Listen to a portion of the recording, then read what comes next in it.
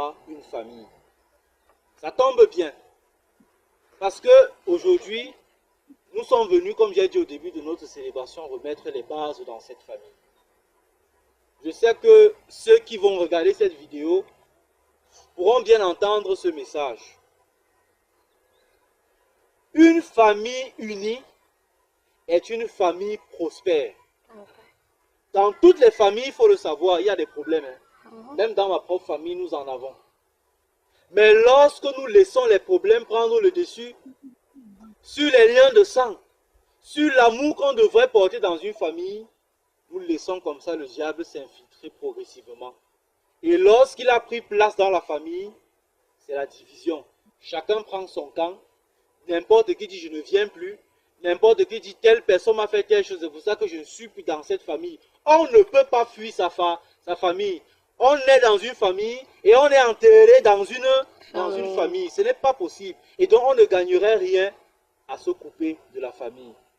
Je pense que ce qui est important dans une famille, c'est que chacun essaie de taire son orgueil et de laisser place à l'humilité. Il y a des personnes qui sont tellement orgueilleuses que lorsque vous leur dites tu as mal fait, la personne est tellement aveugle qu'il ne voit pas ce qu'il a fait de mal et n'accepte pas son tort. Il y a aussi d'autres personnes, lorsqu'ils ont fait ce qui est mal et que lorsqu'ils ont été offensés et qu'on vient leur demander pardon, ils refusent aussi de pardonner. Avec cette façon de faire, aucune famille ne peut s'en sortir. J'ai dit tout à l'heure qu'une famille unie est une famille prospère.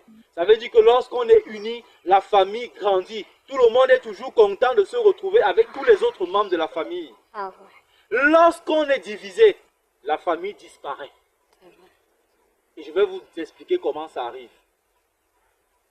Si dans une famille comme celle-ci, chacun dit, à l'occasion d'une réunion familiale qu'on a organisée, je ne viens pas, à cause de tel ou à cause de ci ou de cela, on va abandonner la case familiale, on va abandonner même le terrain du village, et tous ceux qui vont passer et qui sont les voisins vont dire, bon, ici il y avait une famille là qui vivait autrefois, bon, on ne sait même plus où ils sont. Et c'est comme ça que votre mémoire se perd. Jusqu'au jour peut-être cela ressuscite. Et même si ça ressuscite, on va toujours se rendre compte que ça ne repose que sur une ou deux personnes qui cherchent la paix dans la famille.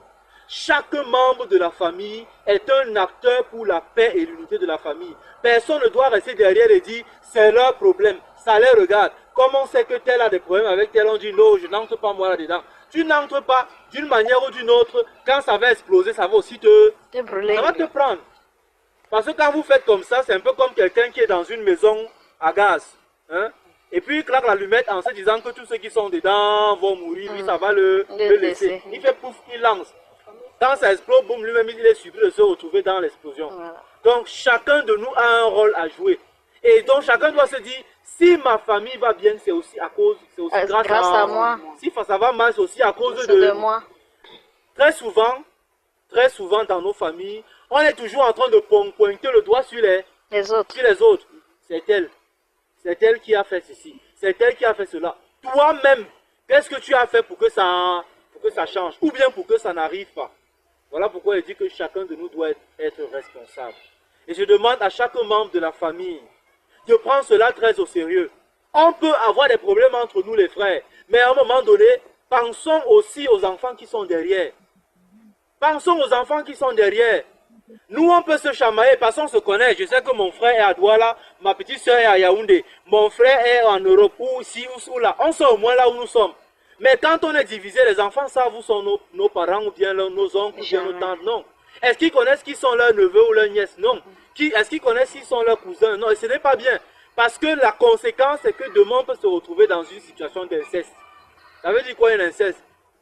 Un enfant qui rencontre sa cousine, tombe amoureuse d'elle, et puis vient vous présenter comme étant sa femme. À cause de la division dans la famille, tout le monde met la main sur la tête pour dire yeah! On ne savait pas que c'est comme ça que ça devait être. La division dans une famille ne peut apporter que les malheurs dans la famille. Mais quand vous êtes unis dans une famille, même vos parents qui sont décédés, qui nous ont précédés, tous nos ancêtres qui nous ont précédés de cette famille, ne peuvent être heureux et ne peuvent reposer en paix là où ils sont que si dans leur famille, les gens restent unis. Aucune personne qui est partie de cette famille ne peut être heureux là où il est tant que vous êtes divisé. Et s'ils sont auprès de Dieu et demandent à Dieu de vous donner des grâces et des bénédictions, parce qu'il y en a qui croient que les ancêtres peuvent nous obtenir des grâces. Nous aussi dans l'église, on le croit. Quand ils sont auprès de Dieu, ils peuvent nous aider. Mais s'ils veulent nous aider et que nous sommes toujours en train de nous bagarrer, nous créons comme ça des murs. On lève un mur. Et tout ce qu'ils ont à nous donner vient frapper sur le mur. Ça fait comment? Ça range. Détruisons les murs de la haine. Détruisons les murs de la colère. Détruisons les murs de...